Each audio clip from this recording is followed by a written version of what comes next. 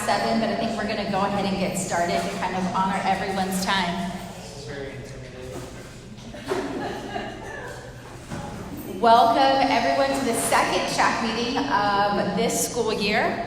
If you haven't already, make sure that you've please signed the sign-in sheets in the back and you've picked up an agenda for tonight's meeting. I am Kathy Riojas, and I am happy to serve as the chair for the committee this school year. At this time, I call the meeting to order at, what time is it? 7:03 p.m. with quorum met and secretary present. Thank you, Sylvia.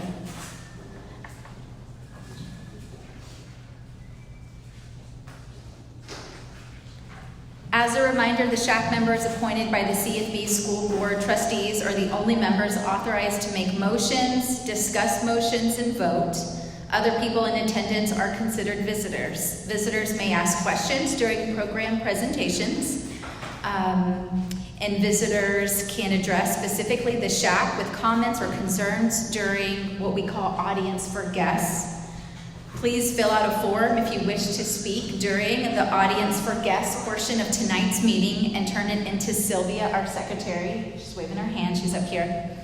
The vision and mission of Shack, we envision a future where healthy lifestyle knowledge and practices are integrated throughout the community for students and their families to achieve their highest potential. Our mission is to promote a healthy lifestyle choices and to create a climate of wellness for all staff, all children and their families in our CFB ISD community.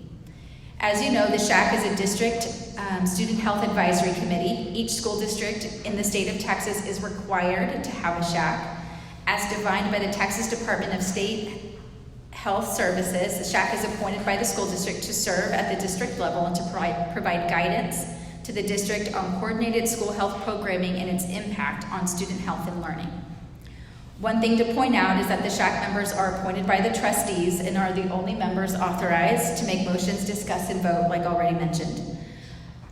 We do want our visitors to feel welcome. We want visitors to contribute to the discussions during the audience for guests, so make sure that you've signed in if you are interested. At this time, I would like for the people on the Shack committee just to kind of introduce themselves. After the first meeting, I realized I didn't even do that. And for some of you who are new this year, there may be some unfamiliar faces. So we'll go ahead and we'll just kind of start on this end of the table. Yeah. Sandra Lee, Director of Health Services and Advisor, Shack. I'm SRO Nick from Turner High School. Sally Derrick, I am a school board member and the liaison for the board. Chris Moore, Assistant Superintendent of Operations and Health Services and Student Nutrition. I'm Catherine Carlin. I'm a community volunteer and a member of Shack. I'm Wendy Hall, Nutrition Coordinator. I'm Jonathan Wilk. I'm an athletic, PE, and health specialist. I'm Linda Bilbrett, and I'm in the Health Services Department. Kimberly Graham, I'm the Employee Benefit and Risk Management Coordinator. My name is Caleb Rozier. I'm with Carrollton Fire Rescue. I support our EMS division. I'm Betsy Buchanan with the School Age Parenting Program and Parent Education. I'm Zohair Barwell. I guess it's different. I am a community member. I'm Kelly Taylor. I'm a member of the Parent of 2 Kids in the District. I'm Victoria Whitley, and I am a parent, and I have 2 kids, middle school and elementary. No, 3. I'm on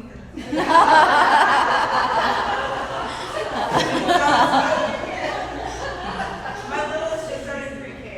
Yeah, we won't tell him. We will not tell him. That's right. It was like it was just a fleeting experience. I get it. I hate it when somebody asks me for my kids' birth dates. I'm like, I have to think about that. Hold on. I'm Kathy. I'm also a parent of a student in the district and a counselor in the Carrollton community. All right, so our first order of business is to approve the minutes of our last meeting. So if there are no objection, the minutes from the last meeting will be approved as presented by general consent. Any objections? Hearing none, the minutes are approved as presented. All right, we are at the audience for guests section of our meeting. Do we have anybody who would like to speak in the audience for guests? Nobody has signed? Okay. All right, so we're going to jump right into tonight's presentation. We are going to hear an agenda, a presentation on Texas House Bill 114 on vaping by Carrollton Police Department Officer Nick, who's here tonight. So I'm going to turn it over to him. I'm not going to use them. Okay. I'll use my I'm SR Nick. Some of you I met earlier this year, last school year, during one of the shack meetings on fentanyl. I'm here to talk about House Bill 114, which really governs how the school handles e-cigarettes and marijuana vapes. It hasn't changed much how I handle it. It is an epidemic, much like fentanyl, I would say. It doesn't kill kids, but I see way more of this, obviously, than I do fentanyl. I think the origin of the bill was out of Alvin ISD. They were having a lot of issues with e-cigarettes and marijuana vapes.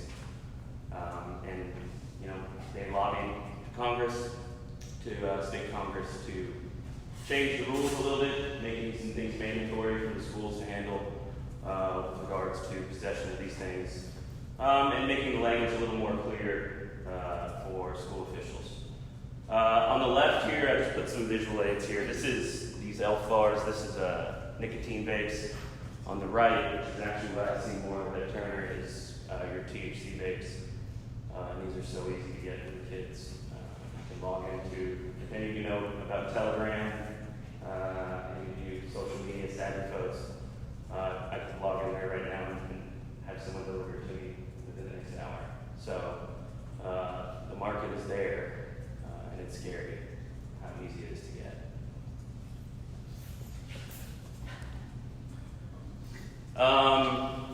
HB 114, made illegal for any person, regardless of age, to possess, be under the influence of, use, sell, give, or deliver to another person marijuana, THC, which is the ingredient in marijuana that makes it, gives you kind of the high, and e-cigarettes and their components. So this is an image I pulled from the Center for Disease Control of what the vapes look like. I don't really see many of those. Well, I see the ones in the center in the boxes there, the kind of the big tank ones, and then the rechargeable ones on the right. The other ones I don't really see that often. I've never seen an e-pipe or an e-cigar. But they all kind of look the same. And I have some images here, the ones that I've collected from Turner. One of the other things that the new law did was make it mandatory for the schools to send the kiddo who was caught to DAP, which would be Salvador for us. But they also put a stipulation in there, if that's full, then they have to go to in-school suspension. There has to be a process there. So I don't know that all kids who were caught with e-cigarettes will go to DAP, but that's essentially what's supposed to happen. It also established a mandatory drug counseling program, which we have already. I think it was more for some of the smaller districts out there that maybe weren't giving enough support to the kiddos who were struggling with this.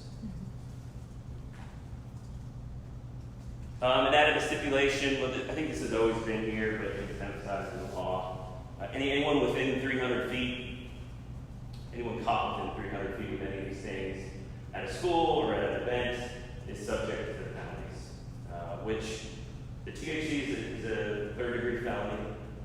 It's a state jail felony, but with it being a drug-free zone, it actually bumps it up to a third-degree felony, which is pretty serious. The nicotine, I think you have to have 5 or more. It's a Class D misdemeanor, which is one step up from a traffic citation to Class C. I kind of put a little, just to give you all an idea of what 300 feet looks like. It's rough. But some of these folks who are, walking around smoking next to the school, in theory, they're breaking the law.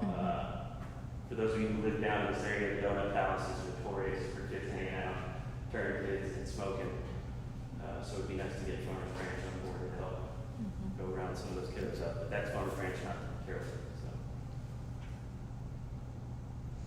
Something neat that I've seen, and just my 10 months now of being at Turner is how much more THC is coming in the vapes that I'm finding on kiddos.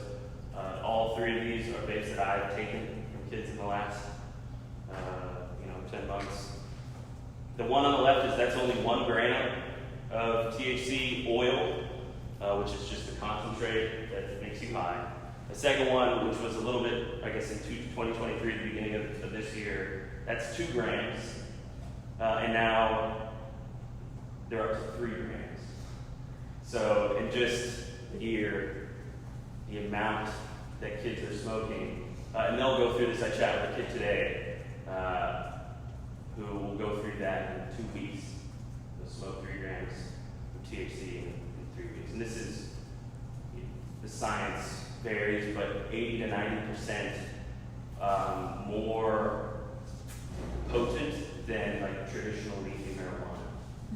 Just to give you an idea. And that, that's how quick they'll smoke 3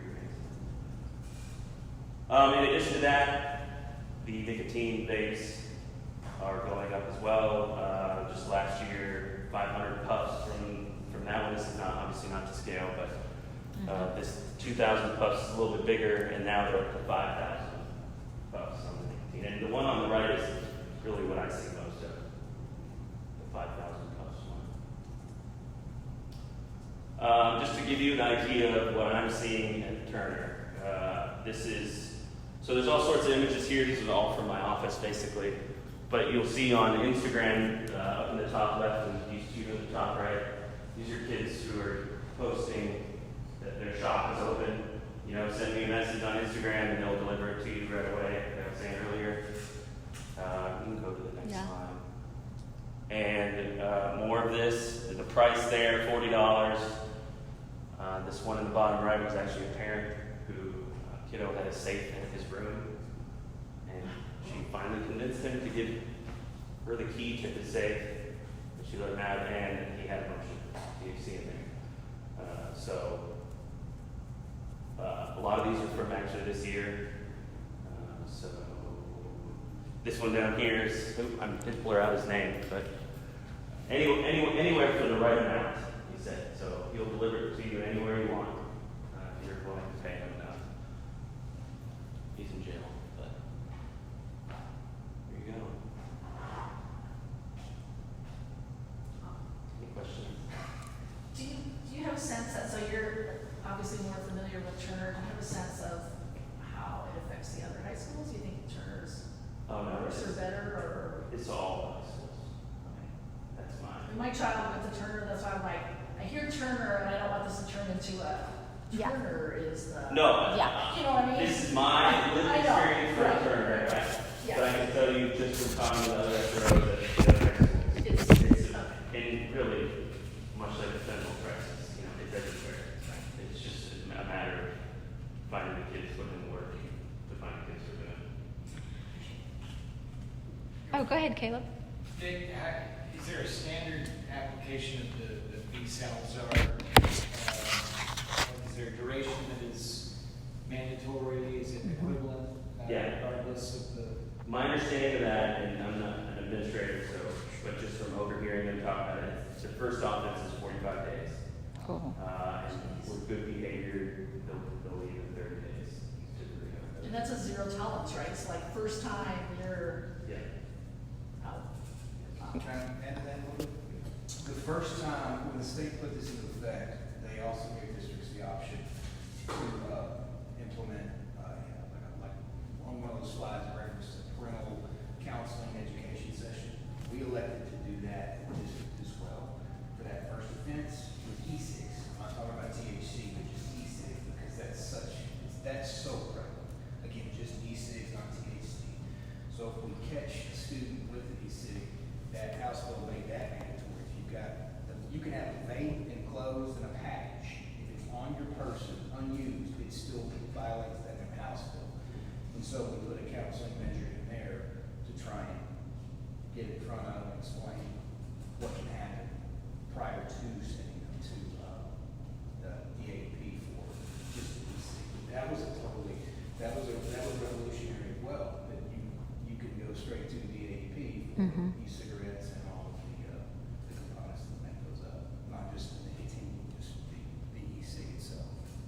And those numbers haven't necessarily spiked to this point, because that was something that we did at the beginning of this school year.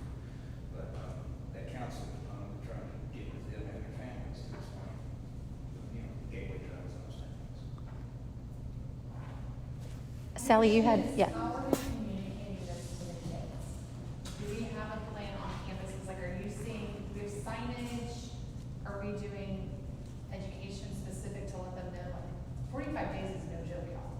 Yeah, we have a semester. Parents there, or social media, on the campuses, and also that they're Students and like that, students about that, I don't know if there's any specific signage though. I will say, this made me think of it, Tuesday I was at Frisco High School for a volleyball game and had to use the bathroom, so I went in the little high school bathroom, and they had 2 different signs. And one was about this, it was like a big 45 days, and they explained it, and then I can't remember what the other one. Did it say vague equals DAEP with a highlighted letters? I've seen that one. No. Because that's such stuff. The THC aside, just vague. I mean, just, you see those everywhere. Yeah. Having that now is mandatory as well. I do think that that's a great maybe consideration. Like, how are we, where it sounds like our district is doing a great job in all of the platforms that we have available to inform parents. Like, we want parents to know.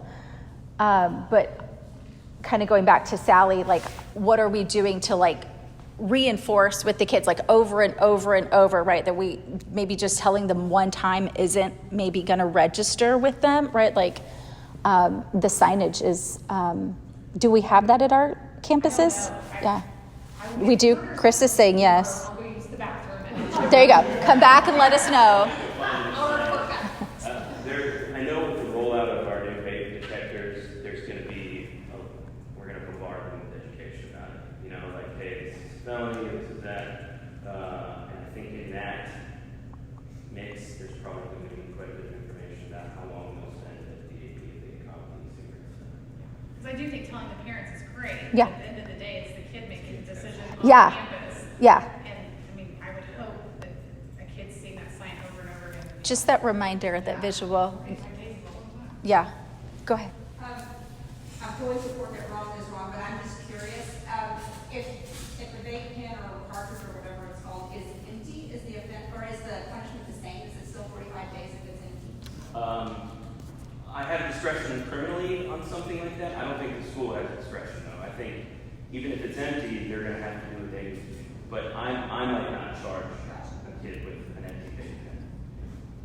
Does the 300 feet around the school, is that just during the school day, or if you find somebody on the weekend walking down Josie in front of Turner? I think by letter of the law, you probably could, but that's, I don't know an officer that. Discretion. Yeah, we would use our discretion on something like that. If this is for any student, elementary, middle school, high school, This is any age. any age. Yeah, the 300 feet. Yeah. Which, you know, All right. think about a football game or something like that. Any more questions for Officer Nick? Will you tell the group a little bit more about the vape sensors? Yeah, they're in their infancy for us, but it's a great tool. It notifies us pretty quick, within 20 seconds, when the vape detector detects THC or I don't know the science behind it, but like the fibers that are in the air in that moment. So, and we're pretty quick about getting there.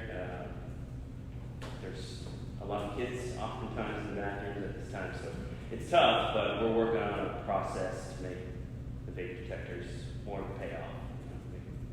Hopefully get some busts out of them. That's the goal. And educate the kids, tell them, hey, we know, with the hope of getting them to stop doing it in school. That all.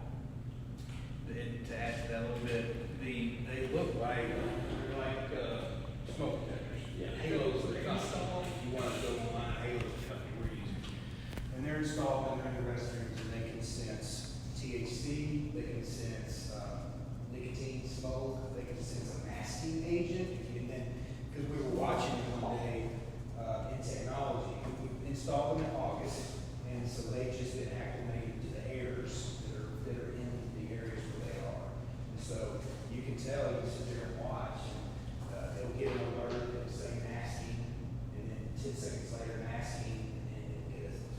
vague, and then you get vague masking.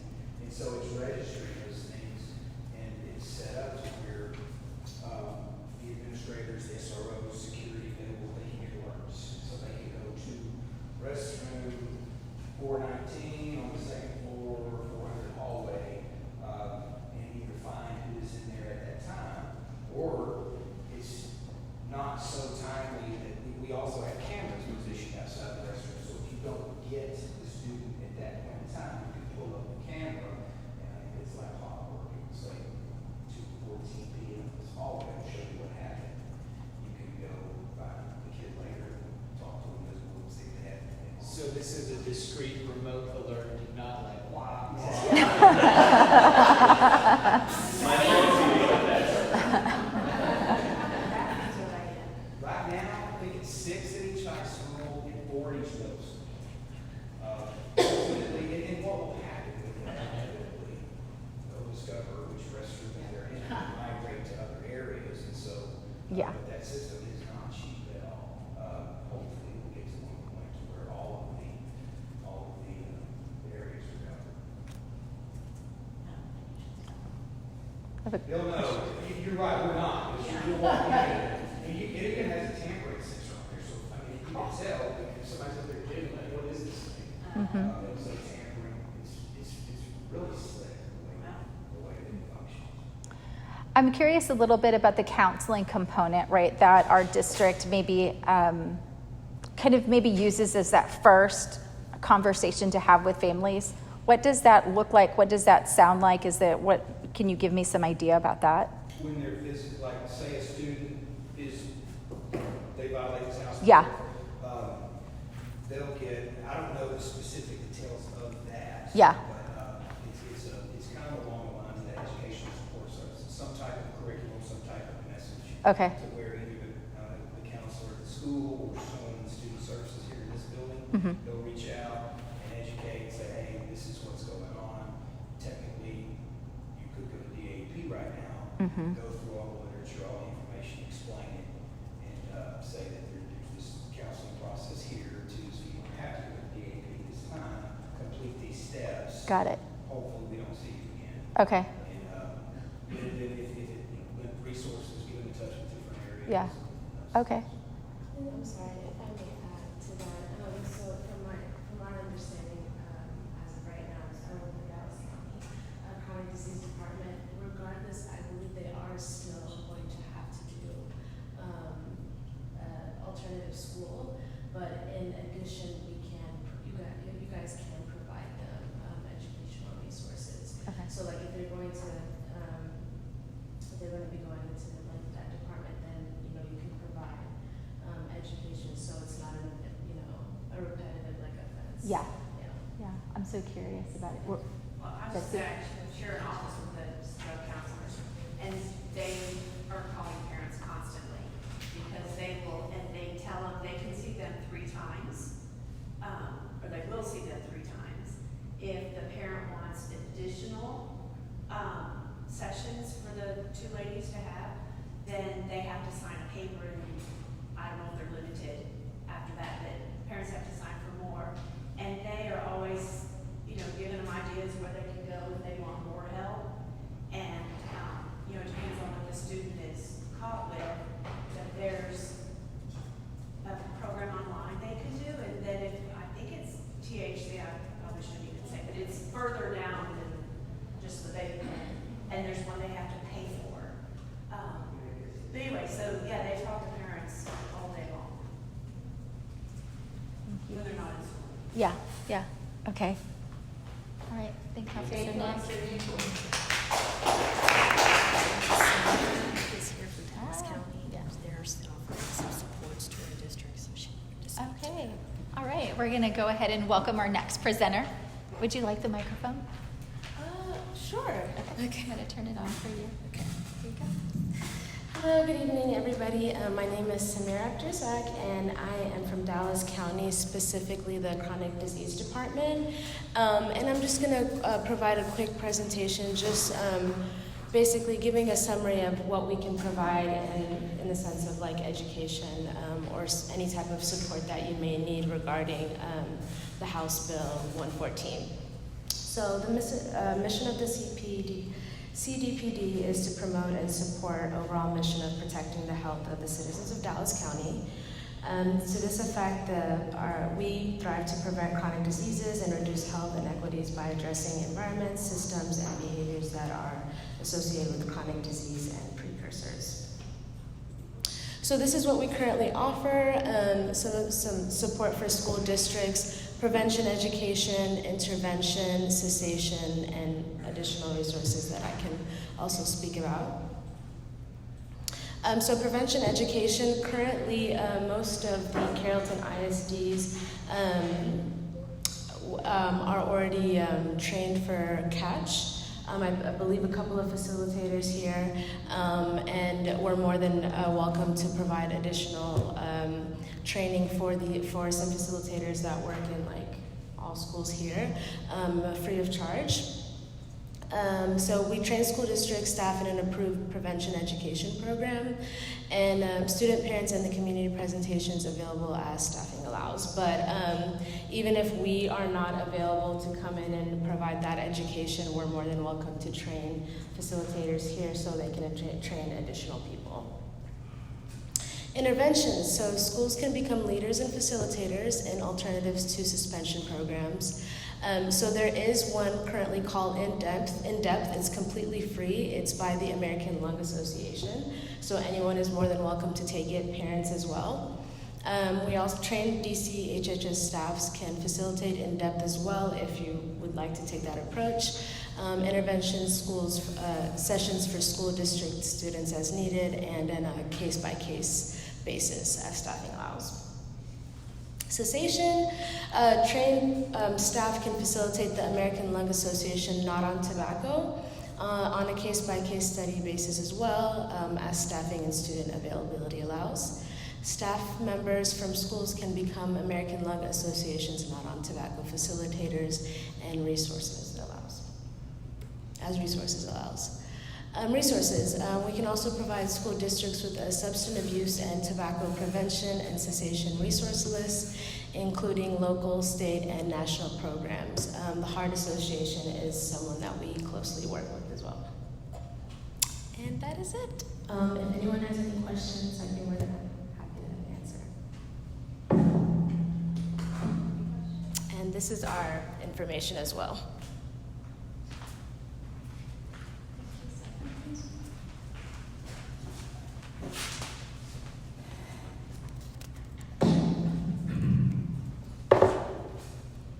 All right, we're going to welcome back Wendy Hall from Student Nutrition to go over the wellness policy revisions. Thank you for being here. I've been working with several different health departments in our district, with athletics, health services, safety and loss control, and employee benefits on revising the district wellness plan. We have a copy of the draft of the wellness plan. This is what we have so far, and we're required for staff to review and have input on it. So I'm here if you have any questions about it. We got attached to the meeting invite, so hopefully you guys can find a little bit over there for the meeting.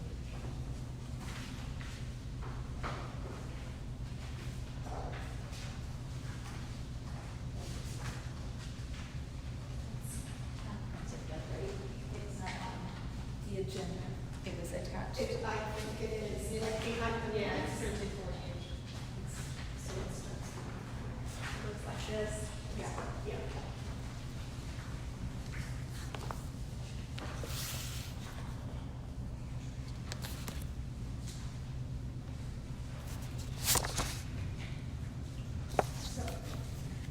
Go ahead, Sylvia. You said this is like an update, can you make some revisions?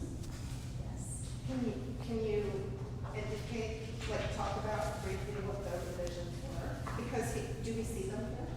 So this is kind of a new structure. We've never had this structure before. It's something that we are required to do from TDA, Texas Department of Agriculture. But we haven't had to do it in the past. We got a waiver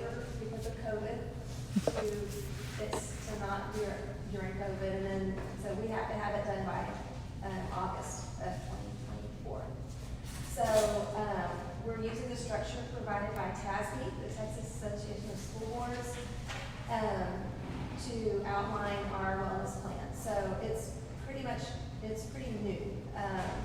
And so we've used the structure that they provided and just kind of tailored it to what our district is already doing. And the previous plan had several, very old, and it referenced several programs that are no longer in existence, so that information has been removed and replaced and updated. Yeah, anything else you can think of as changes? That was a lot of it. It was just, removing outdated information was no longer, relevant. So is this something that we need to approve, or is it just informational? It's required that staff review it and then, so if you have any questions, if you have any suggestions for improvement, then we're required to have a staff review. All right, so at this time, let's take a look at it since it's new. It's already printed on our agenda, so maybe let's dedicate the next couple of minutes. I haven't read it, and if you didn't read it before coming here, let's go ahead and let's take a look at it right now.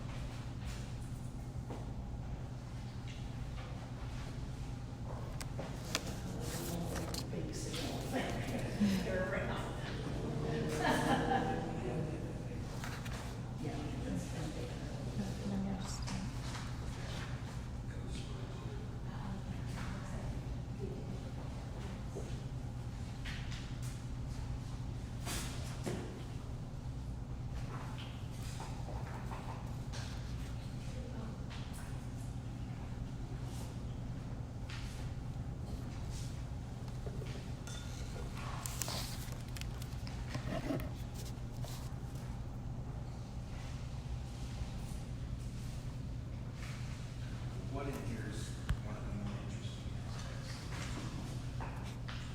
Well, I think the nutrition education and the nutrition promotion is interesting to me. It's something we're able to do a lot more, especially with the safety. And so there's a lot of opportunities there that we can expand on and just do more of.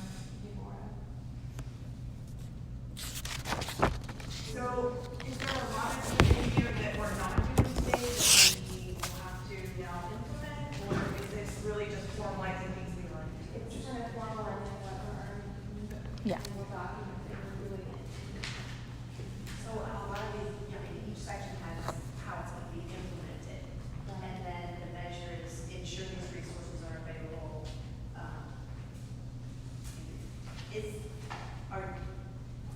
Do you know who's going to check for those in each one of these? So we'll be reviewed by Texas Department of Agriculture over the next 3 years.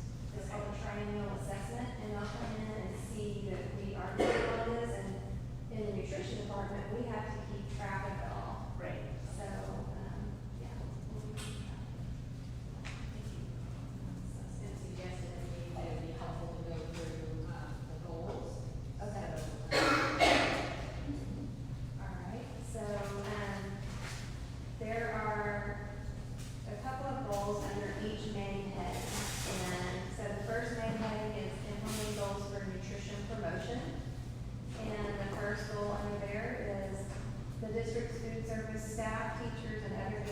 personnel shall consistently promote healthy nutrition messages in cafeterias, classrooms, and other appropriate settings. And then, the second goal is the district shall share educational nutrition information with families and the general public to promote healthy nutrition choices and positively influence the health of students. The next main heading is nutrition education. Goal number 1, the district shall deliver nutrition education that fosters the adoption and maintenance of healthy eating behaviors. And goal number 2, the district shall make nutrition education a district-wide priority and shall integrate nutrition education into other areas of curriculum as appropriate. The next heading is physical activity. The district shall promote an environment that fosters safe, enjoyable, and developmentally appropriate fitness activities for all students, including those who are not participating in physical education classes or competitive sports. And the second goal under physical activity is the district shall promote before school and after school physical activity programs available and shall encourage students to participate. The next heading is other school-based activities. Goal number 1, the district shall provide wellness for students and their families at suitable district and campus activities. And goal number 2, the district shall promote employee wellness activities and involvement at suitable district and campus activities.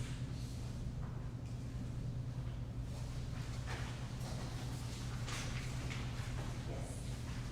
I have 2 questions. One was the action step that says promote community walking trails, implementing goals for physical activity. Yes. And I'm just suggesting, is this going to be something where some field trips can be encouraged to neighboring walking trails, or maybe the middle school kids can walk from 8 o'clock to 9 o'clock on the school track on the action step? That's a possible suggestion. Great suggestion. I mean, that would be low cost or zero cost if they want to walk on the school track. And if some of the kids come at 7:30 and they're just sitting in the cafeteria doing nothing until 9 o'clock. I think that's a great idea, and, you know, I know there's also like walk to school day. Some districts participate in that, so there's ideas we can definitely. And the second part was, and I'm probably ignorant about, is there anything like small, medium, or large sizes of lunches at elementary school or middle school level? Because or do everybody get the same sizes? Portions? The lunch calories are for each school grouping. So we have kindergarten through 5th graders get a certain calorie level. The middle schools kids get a certain calorie level, and then high school gets a bigger calorie level. But within the elementary school, there is no choices of what portion they can choose. The portion sizes are all the same for all the students. They can decide how many components they want to put on their tray. Okay. But if they take all of them, of course they're going to get more calories than if they only take the minimum. But they do have to all take the minimum, at least, for it to be a meal.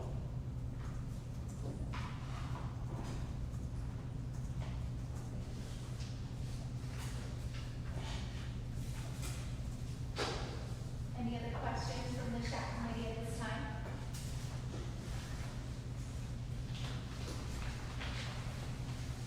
Jonathan, have you explained this with the CPR component that you do? We both, Caleb and I have both. Okay. But, yeah, Caleb presented the last meeting about the CPR. Okay.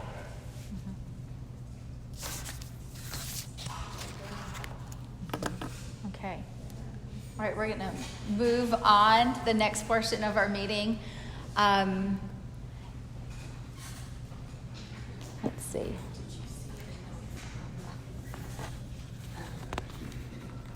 Maybe it's in your folder from Melanie about the curriculum review. Okay. And she kind of gave that to you to read to the committee. Got it. Because I don't know that they're going to be able to review everything tonight. Yeah. Yeah.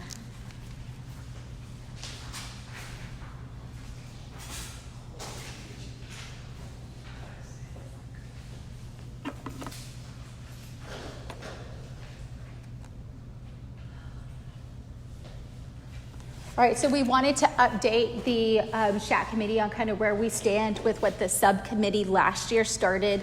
We've got one final component that still needs to be finalized. Melanie Williams, who's part of our district's counseling program, was unable to attend tonight's meeting, so I've got some words from her. This subcommittee that was put together last year is going to schedule the final meeting date by the end of this semester so that we can go ahead and wrap that up. I'm going to read some of the words from Melanie just so that our overall committee just kind of knows where we're at in the process. She says, we have all but 3 lessons complete for school counseling at this time. We had a writer who was going to work on the last 3. However, they were unable to do the project, and so she will be writing the lessons herself and posting them in the spreadsheet as soon as possible. So the subcommittee has access to a spreadsheet that was put together by the district's counseling department that gave us access to the curricula that we were specifically looking for in terms of mental health. The details I would share with the committee are that we're grateful for their time. So this is specific to the subcommittee, but also maybe to the overall committee. Grateful for the time and the thoughtfulness in doing this. And, the counseling department wants to make sure that that we maybe enjoyed reviewing the content that is going into place this school year. Most of the lessons are CFB created, so they were created in-house through our counseling department. However, some are from reputable resources that were provided in collaboration with our digital learning team and other district contacts. We had a school counselor advocate for use of the updated version of the Mental Health America's We Help Ourselves WHO program. That is the engaging version of what we attempted to obtain from them last year due to staff turnover. MHA has provided permission to share with SHAC should the committee be able to review the material at this time. We understand if the material cannot be reviewed due to time constraints and this being an added request. So this will be something that the subcommittee decides at the final or maybe before the final meeting. On average, we anticipate it'll take about 20 minutes to review each lesson, and some lessons have videos embedded to watch. The entire videos could maybe add approximately 10 minutes to the review time. So this information specifically will kind of be shared to the subcommittee so we know how to plan for that final meeting. Once the subcommittee has its final meeting by the end of the semester, then we will come back and share kind of our thoughts about what the recommendation will look like that we will propose to the school board. Any questions? If you served on last year's subcommittee, you'll be getting an email from me by this weekend so that we can go ahead and put that on our calendar. All right. One of our last orders of business here, we have another subcommittee that we get to put together. Last year we kind of focused on mental health. This year we're going to be focusing on physical activity and fitness planning. So according to our bylaws, we have to put together a physical activity and fitness planning subcommittee. It has to be comprised of at least 3 SHAC committee members. So I did send out an email. If you didn't get an email from me, I know that you guys are probably getting emails from Sandra. Thank you for those calendar invites and those reminders. Those are really helpful. I sent out an email as well in anticipation of putting together this subcommittee. I got a couple of kickbacks. So like on the spreadsheet that I have access to, if you are a community member or a parent, your email address is on that spreadsheet. However, if you're a district member, your email addresses aren't on that spreadsheet for me. And probably because you guys have access to, the directory, it was hard for me to find some of you guys. If I've emailed you before, I had access to your email address, but I did get a couple of kickbacks. So if you did not get an email from Kathy Riojas, maybe come find me right at the end of this meeting so that I can make sure that I have your email address, because I'd love to be able to communicate with you. But we did have one person say that she would be willing to serve on this subcommittee, Crystal Ratana. She told me she wasn't going to be able to make the meeting today, so we've got one person. We need another. Here we go, Victoria Whitley. We've got Jonathan. Perfect. I'm writing your names down right now. Anybody else? All right. Remind me of your name. Kelly. Zohar? All right, thank you. Perfect. We have exceeded our minimum of 3 people. Thank you so much for for this. I will also be sending out an email to those of you who have graciously volunteered for this so that we can kind of get that going. Reminder of upcoming meetings are at the bottom of your agenda. I wanted to kind of give a quick shout out. There were 2 flyers that were also in the sign-in table. If you didn't pick them up, please grab one on your way out. There is a Stop the Bleed, I think, presentation. I saw that come across on Parent Square today from the district. And also our counseling department is doing a really great job of kind of hosting some mental health sessions. I think they're in person. I think they're maybe here at the ESDC on Wednesdays. I know there was one this week on Wednesday or yesterday.